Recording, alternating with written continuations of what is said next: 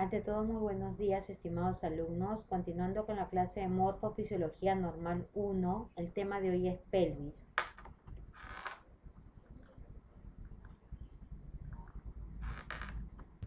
La unidad didáctica 3 y 4 y los contenidos son pelvis 1, lo que es pelvimetría, periné, espacio pelvis subperitoneal, recto y ano, respectivamente.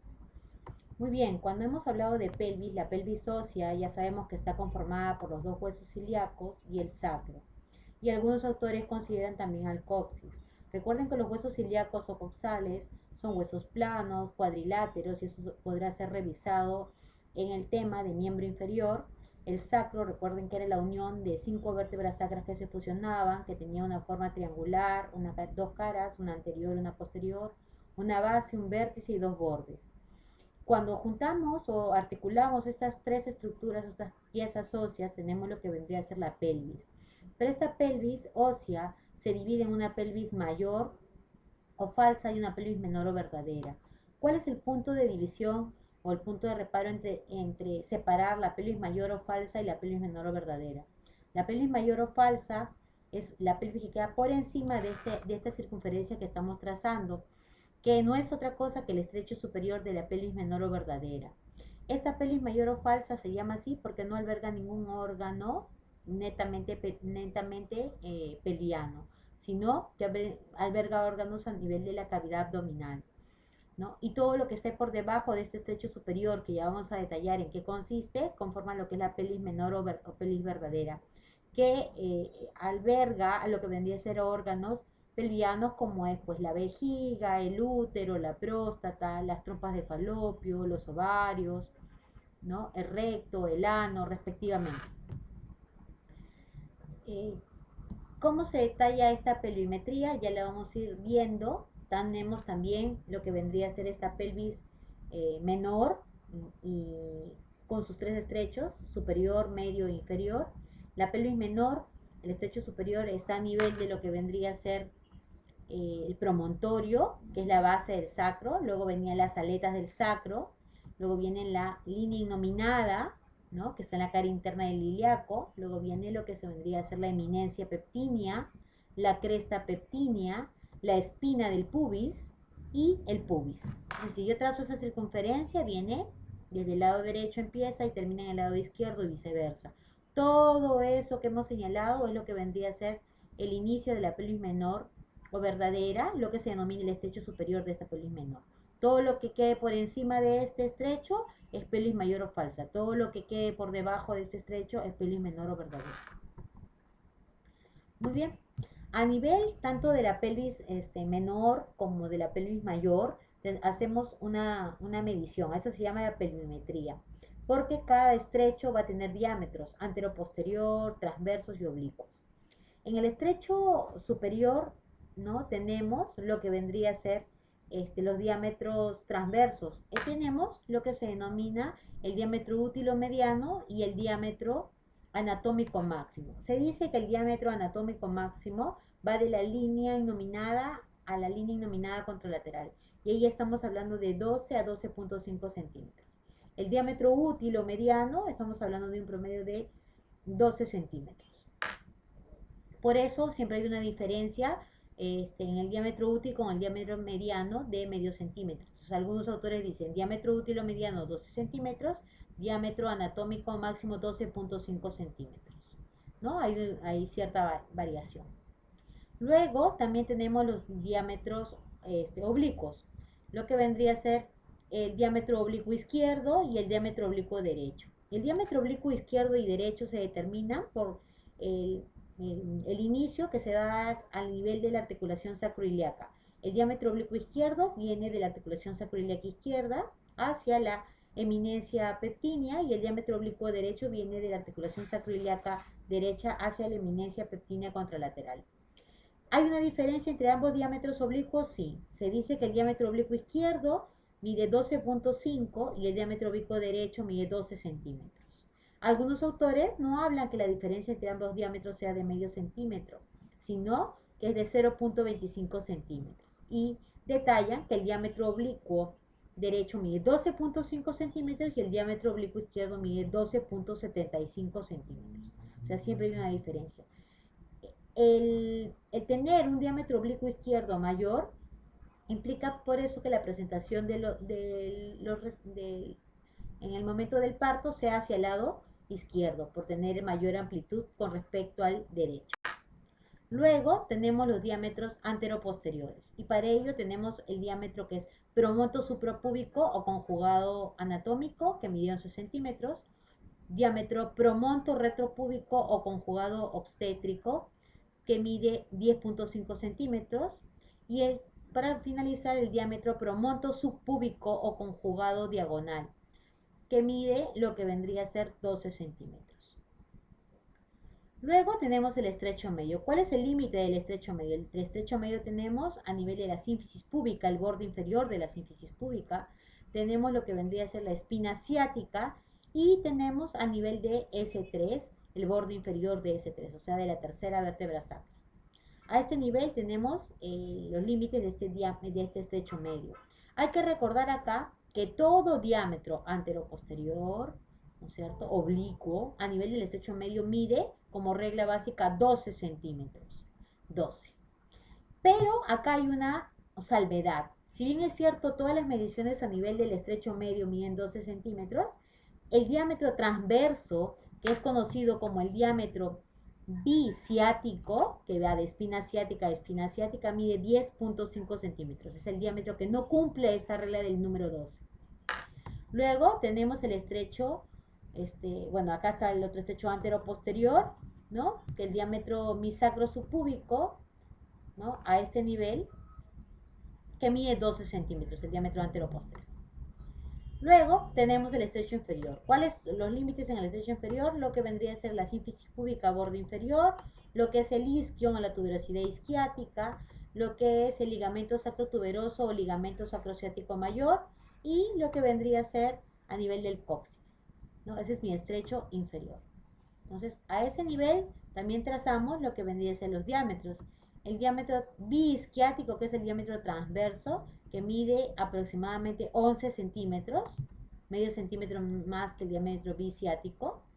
Y los diámetros anteroposteriores, que vendrían a ser el diámetro subsacro subpubi y el diámetro subcoxis subpúbico. Este diámetro varía de 9.5 a 11.5 centímetros y es debido al momento del parto, cuando hay una luxación del coxis hacia la parte posterior para aperturar mayor o ampliar el canal del parto, ¿no?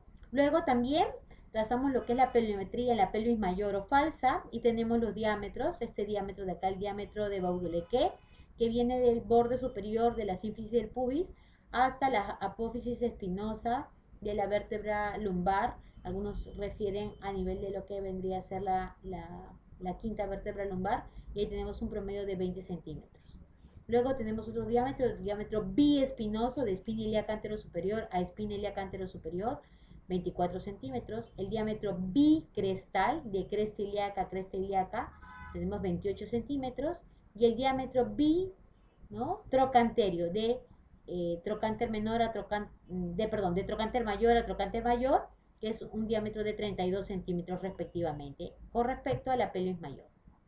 ¿Qué es el perineo? El perineo es el piso de la cavidad pélvica, está constituido por una serie de músculos y estos músculos evidentemente forman un piso, así como el diafragma, recuerden que era el piso de la cavidad torácica, el perineo es el piso de la cavidad pélvica o conocida como también piso de la cavidad abdominopélvica, si yo envuelvo todas las dos grandes cavidades, a la abdominal con la pélvica.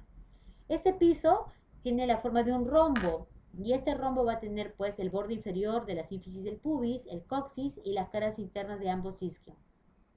Tenemos los bordes laterales que forman lo que vendrían a ser las ramas isquiopubianas y los laterales anteriores y los laterales posteriores tenemos que están en relación directa con el borde inferior de los músculos glúteos mayores. El diámetro transverso, que es la línea biisquiática de isquion a isquion, y por ende tengo dos triángulos, un triángulo anterior y un triángulo posterior. El triángulo anterior es conocido como perineo anterior y el triángulo posterior es conocido como perineo posterior respectivamente. Entonces hablemos de este perineo anterior. Este perineo anterior, los límites van a ser las ramas isquiopubianas en la parte lateral y en la parte posterior la línea biisquiática. ¿no? En una posición anatómica, este perineo anterior se ve como una forma de una hendidura antero-posterior y una posición ginecológica se ve en forma triangular. ¿Qué voy a tener en este perineo anterior? La parte externa va a tener los labios mayores, que ya vamos a ir detallando, que son repliegues de piel hiperpigmentada, los labios menores, que son repliegues de mucosa, el clítoris, que es el órgano eréctil femenino, la hendidura y conducto vulvar, donde encontramos nosotros el vestíbulo uretral, donde emerge el meato uretral, encontramos el vestíbulo vaginal o el orificio inferior de la vagina, y encontramos ese nivel el himen, que es esa membrana rica en colágeno que cubre el orificio cuando la mujer evidentemente no ha dado inicio a su vida sexual activa. Ahora, toda esta zona de este perineo anterior va a tener túnicas o capas, que vendría a ser la capa la primera y la segunda, la capa de piel y de tejido celular subcutáneo, ¿no? Hay que recordar que esta piel es fina, es elástica, es delgada, es hiperpigmentada, está cubierto de vello pubiano, ¿no? Sobre todo la cara externa del labio mayor, ¿no? La cara interna del labio mayor no tiene este vello pubiano, ¿no? Hay buena cantidad, hay una túnica fibroelástica que viene del ligamento suspensorio del clítoris y del ligamento redondo del útero. La tercera capa es la fascia perineal superficial, ¿no? Que está en relación directa con el núcleo fibromuscular central del perineo y directamente también se relaciona con el músculo transverso superficial y constrictor de la vulva. La cuarta capa es la celda clitoridia o bulbo vaginal, que está en relación directa con el músculo bulbo cavernoso o bulbo vaginal, con el músculo isquio cavernoso, ¿no? Que va a estar en relación directa con el clítoris o isquioclitoridio. La quinta capa es la capa del diafragma urogenital o pelviano secundario, que está en relación con la fascia perineal media, en su hoja postero superior y antero inferior, y con el músculo transverso profundo. La sexta capa es la capa de la prolongación anterior de las fosas isquiorrectales, y por arriba y por adentro con relación directa con el músculo elevador del ano, abajo con el diafragma urogenital y por fuera con el músculo obturador interno. La séptima capa es el músculo elevador del ano, la octava capa es la fascia del suelo de la pelvis, la novena es el espacio pelvis subperitoneal y la décima es la capa del peritoneo pelviano respectivamente.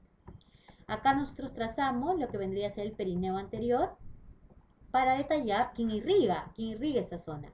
La va a irrigar la arteria pudenda externa, recuerden que la pudenda externa es la rama de la arteria femoral, la va a irrigar también la arteria pudenda interna, la arteria obturatriz, ¿no? Esta arteria pudenda interna y obturatriz prácticamente son ramas de la arteria hipogástrica o ilíaca interna, va a irrigar también la arteria epigástrica, ¿no? En sus ramas que vienen de la ilíaca externa, o algunos le llaman a la subcutánea abdominal que proviene de la femoral. Luego la parte venosa, la vena superficial de la parte anterior va a drenar directamente en la vena pudenda externa, y esta drena pues en la vena safena interna, en la vena femoral, y la vena superficial de la parte posterior drenan a nivel de la vena pudenda interna y esa en la vena ilíaca interna respectivamente.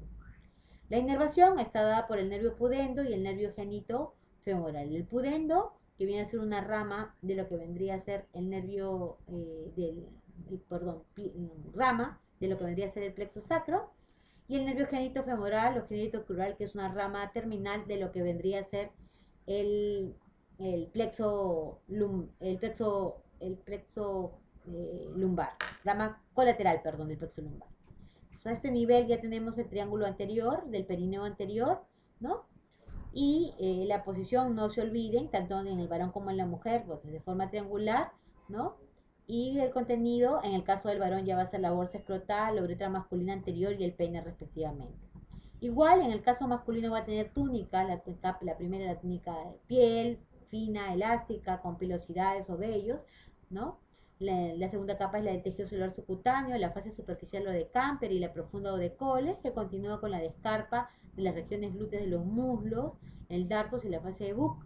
La tercera es la capa facial o perineal superficial, del borde antero inferior de la rama isquiopubiana, desde los isquiones al subpubis, perdón, y hasta el rafe medial de lo que vendría a ser el bulbo uretral o el músculo transverso superficial.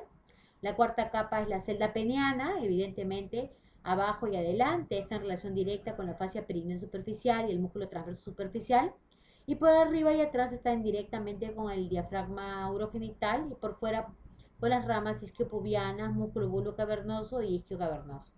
La quinta es la capa del diafragma urogenital o pelviano secundario, ¿no? La fascia perineal media, está en relación con el borde póstero superior de la rama isquiopubiana hasta la unión del núcleo central del perineo y del músculo transverso profundo, ¿no? Y del esfínter estriado de la uretra.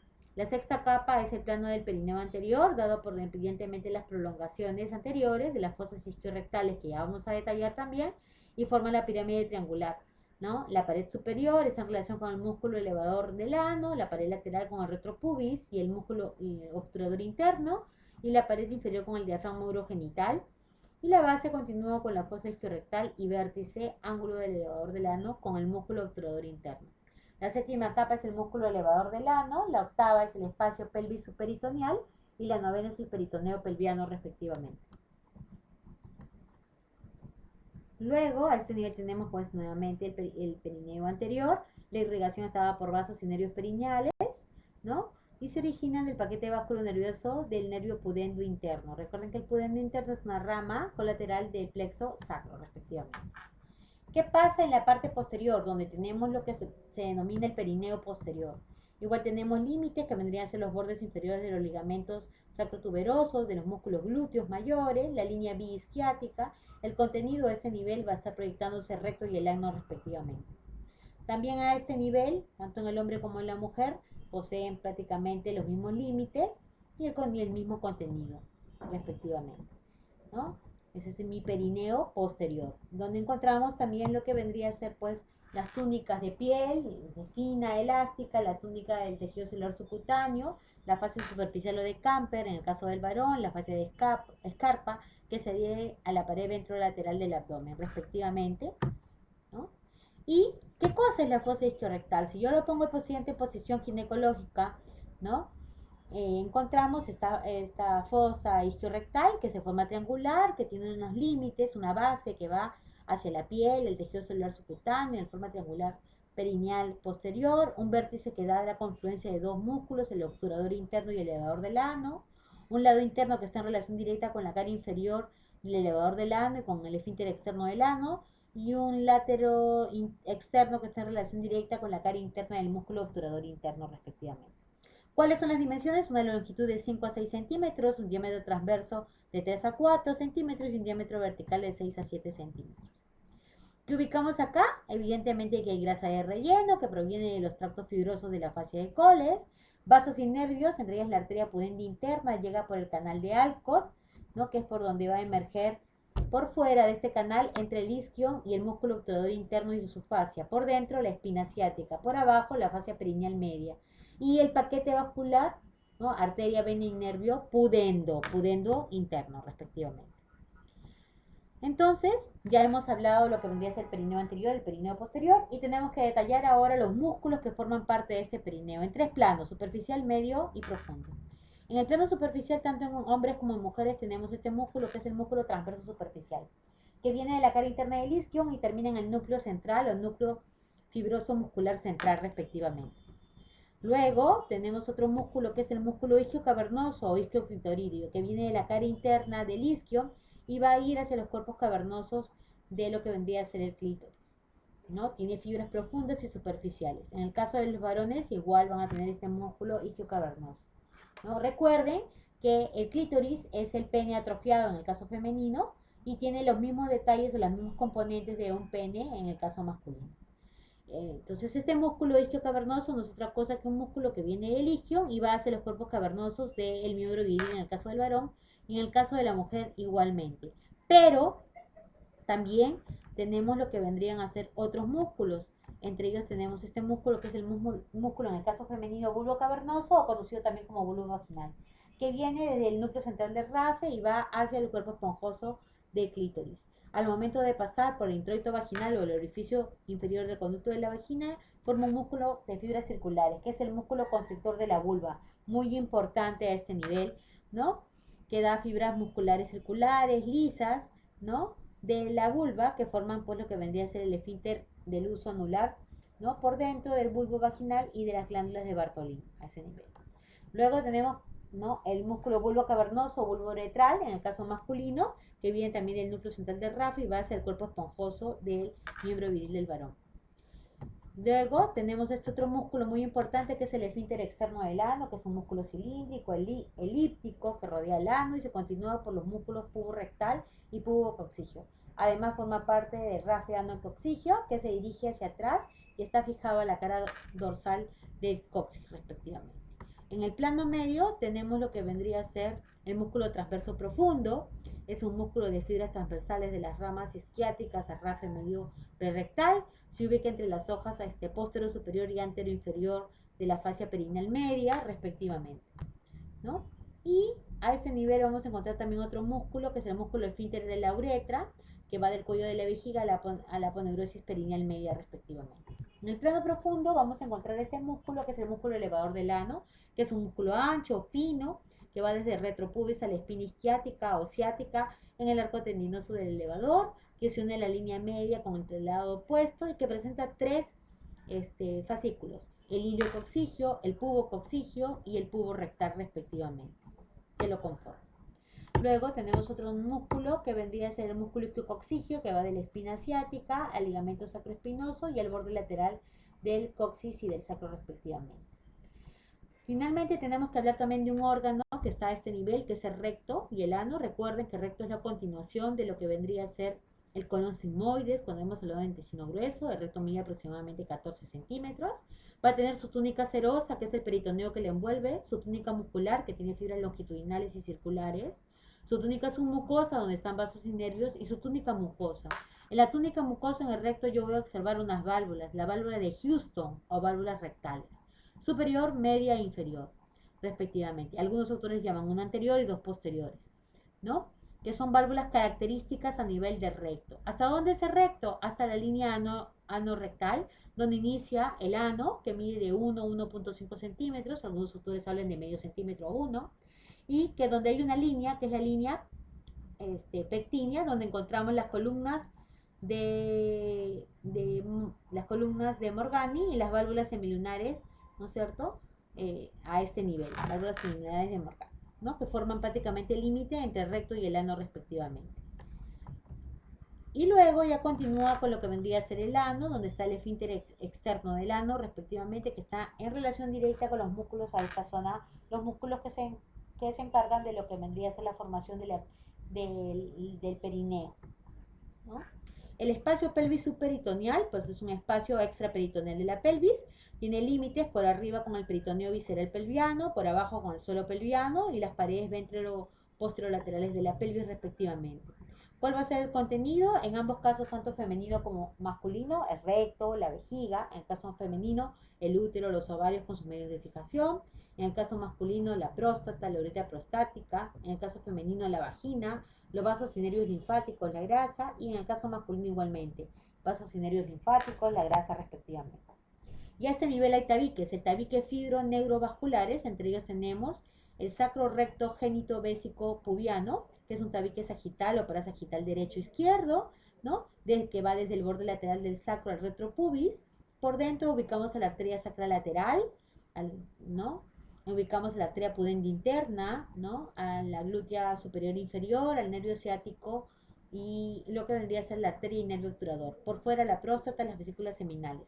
Los tabicos umbilico vesical, que está por delante del peritoneo, por detrás del retropubis y se organiza alrededor de los vasos y nervios vegetativos umbilico-vesicales superiores respectivamente.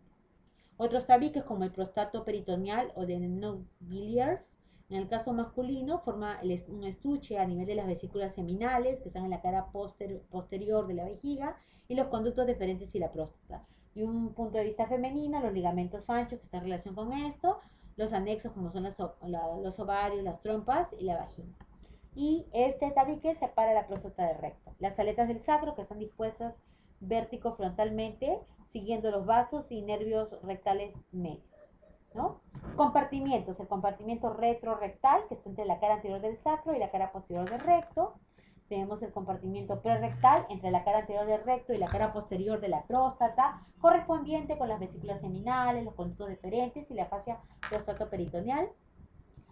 el espacio retrovesical detrás de la vejiga, delante de la fascia prostatoperitoneal, el espacio prevesical detrás del pubis y sus ramas, el espacio laterorectal por fuera del recto de la fascia sacro-recto génito bésico pubiana y por dentro de la pared lateral de la pelvis.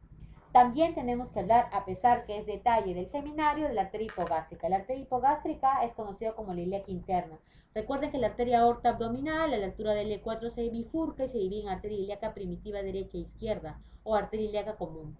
Esta arteria ilíaca primitiva, a su vez de la articulación sacroiliaca, se divide en ilíaca externa e ilíaca interna, respectivamente. La arteria ilíaca interna es conocida como la arteria hipogástrica. Esta arteria ilíaca interna tiene un trayecto común de 2 a 4 centímetros y va a tener ramas.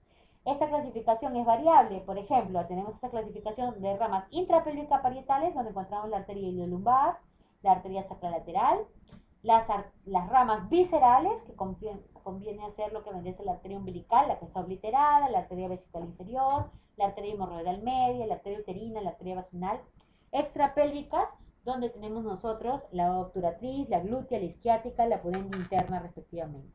Acá es un gráfico que nos puede ayudar a ver la arteria iliolumbar, las arterias sacras laterales, la glútea inferior o isquiática, la arteria pudenda interna que sale por la escotadura asiática mayor y regresa por la menor, la arteria obturatriz, la arteria umbilical, la arteria vesical superior, ¿no? Respectivamente, ¿no? Que nos ayuda a apreciar todas estas ramas que tiene la ilíaca interna o hipogástrica. Tanto la diferencia entre el trato femenino como masculino radica en que en el caso femenino van a darse dos arterias más de esta hipogástrica, la arteria uterina y la arteria vaginal respectivamente, que ya detallaremos más. Luego tendríamos que también referir algo del plexo lumbosacro. Este plexo lumbosacro, recuerden que el plexo lumbar está en relación directa a las ramas colaterales con las estructuras que estamos estudiando respectivamente y recordando que las ramas colaterales son el nervio genitofemoral, el nervio femorocutáneo lateral, el nervio ilioinguinal, iliohipogástrico o lo que vendría a ser el nervio abdominogenital mayor y menor. Y las ramas terminales tenemos el nervio crural o femoral y el nervio obturador respectivamente. Y aquí hay un cuadro que detalla exactamente las ramas de este plexo, el segmento medular comprometido, los músculos inervados y la inervación cutánea respectivamente para hacer del...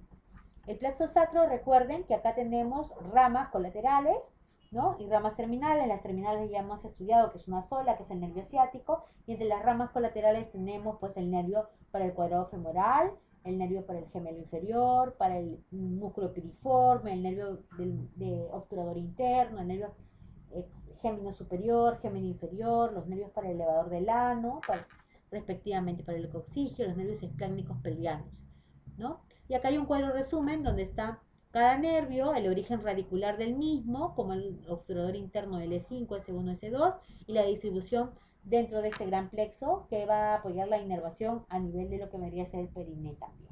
Muchísimas gracias, eso es toda la clase de hoy.